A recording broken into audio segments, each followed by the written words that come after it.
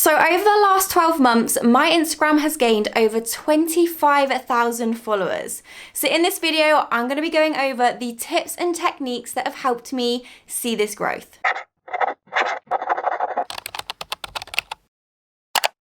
So hey guys, welcome back to my YouTube channel. In today's video, I'm going to be going over my strategy that I use to grow my social media and create an engaged and amazing community, and how you guys can do the same too. So if you didn't know this already, I actually started over on Instagram before I started my YouTube channel. But if you don't follow me already, go follow me on my Instagram. It is _AbbyDesign. Instagram has definitely been my springboard in allowing me to grow on other social media platforms too, like Pinterest and YouTube, as well as TikTok, and it has really had a massive impact on the growth of my business and being able to work with some incredible clients too. So I thought, why not make a video and share all of my knowledge on growing your social media platform, as well as growing an engaged and amazing community too. And firstly, before I start this video, I just want to put a disclaimer out there saying that these techniques and these tips that I'm going to be sharing with you today may not work for everyone. Obviously, every designer's journey is going to be completely different, and some things that work for me may not work for you. Okay, let's kick things off with our first point, which is consistency. Now, I shout this at the rooftop because consistency with absolutely anything you do is gonna play a massive part. And this links in with being consistent on social media. So being consistent means that people will start to know what to expect from you. If you're consistent with showing up, posting at the same time, posting consistently in the week, people will start to trust you and your business too. So how do you keep consistent? In my opinion, sticking to a schedule is gonna help you massively. So I would choose how many times you wanna post in a week. For example, you could stick to 3, 5, 7, figure out what works for you and what you can keep up with. I personally have stuck to posting 7 times a week because my main goal was growing an audience, growing a following, and it has worked for me. Obviously, posting 7 times a week may not be for everyone, and that's why you've gotta find what works for you and what you can keep up with. To help you plan and schedule, I would recommend getting a content planner or scheduler, like an app like Plannerly, Later, or Hootsuite. Then I would try and figure out if you are a batcher or if you do designs as you go. So for example, I know some people that like to batch their content, which means that they will sit down either 1 or 2 times a week and they will plan out either a week, 2 weeks, or a month's worth of content, and then they are good to go for the month. Or if you're like me and you don't like batching content, because I personally find it really boring, I like to do mine as I go. So I will literally plan 2 or 3 days ahead in advance, plan exactly what the post is, and then create the content 2 days or even a day before. Number 2 is we're gonna talk about Reels. If you haven't jumped on Reels, jump on Reels. They are a game changer and they have really seriously helped me grow my Instagram. Video content is key for your business. If you aren't putting video content out, you need to jump on it, and Reels is a great way to do this. So Reels have helped me reach new audiences because when Instagram or any social media platform brings out a new feature, they are more likely to push that feature. I also love making Reels because it's such a good way of putting funny content out there that is completely different to just putting a post out. You can get your personality out more, show your face, and show the person behind the business. Next one is figuring out your content pillars. So content pillars are the type of content that you're going to be putting out.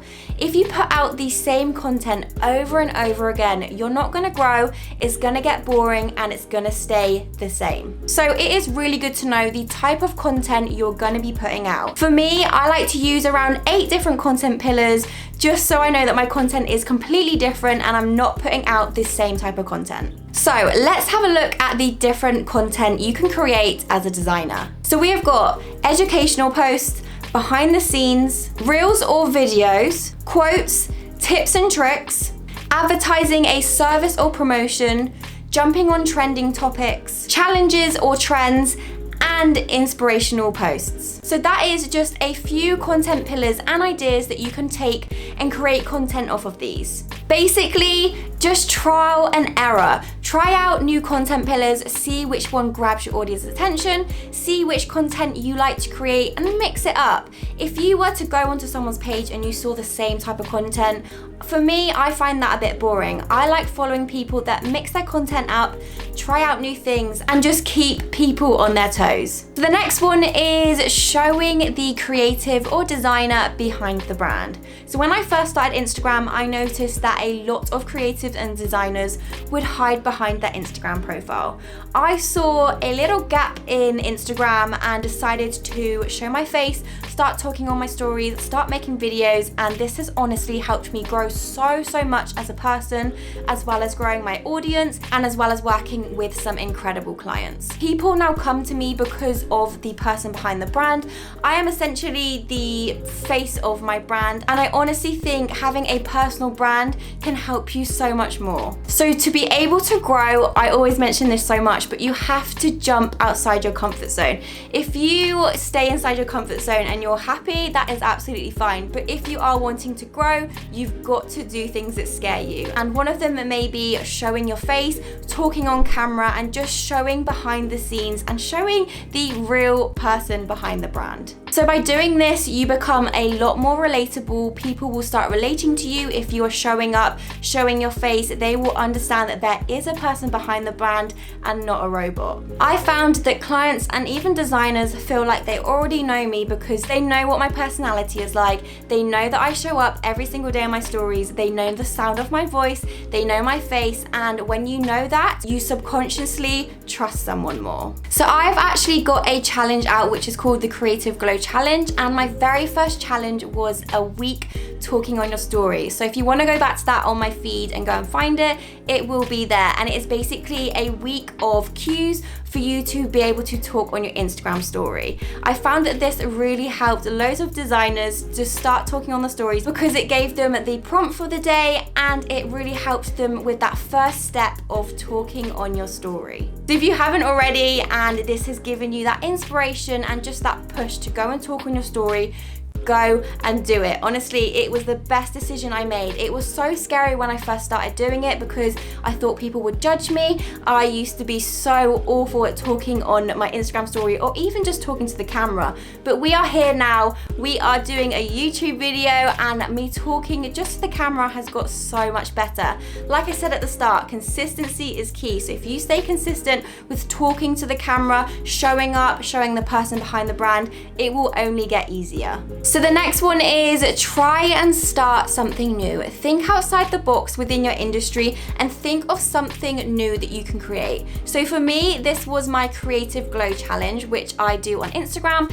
And this is a weekly design brief that I put out to help designers step outside their comfort zone, creating brands and adding new ideas to their portfolio. So you need to start thinking of ways to get your account out there, get your account shared, and come up with a new idea. So with my challenge, I set my brief. I then at the end of the week, go on my stories, get my audience to vote who the winner is, and then share their accounts as well. So it's not only getting designers out there, but it's getting my account out there too. As well as when people share the entry on the Instagram, they are hashtagging my Creative Glow Challenge as well as my design account. So my design account is essentially being seen by a lot more people because of this challenge. It's also built up an amazing community. There have been so many designers that have met through my Creative Glow Challenge that now keep in contact because of this. So you're not only creating something new, but you're also creating an engaging and amazing design community. I have no idea what number we're on now, but I'm going to talk about utilizing other social media platforms. So although this is how to grow your Instagram and how to grow an Instagram following, it is going to be crucial that you are on other social media platforms too. So by using one social media like Instagram, it means you're only going to attract one specific audience. And if anything was to ever happen to that platform and this was your only way of getting clients, that can be very scary and also your business could go down. So I recommend using at least 2 social media platforms. So for example, Instagram and another platform. So for me, it would be Instagram and YouTube are my 2 main social media platforms. I also use Pinterest and TikTok as well as Facebook as well.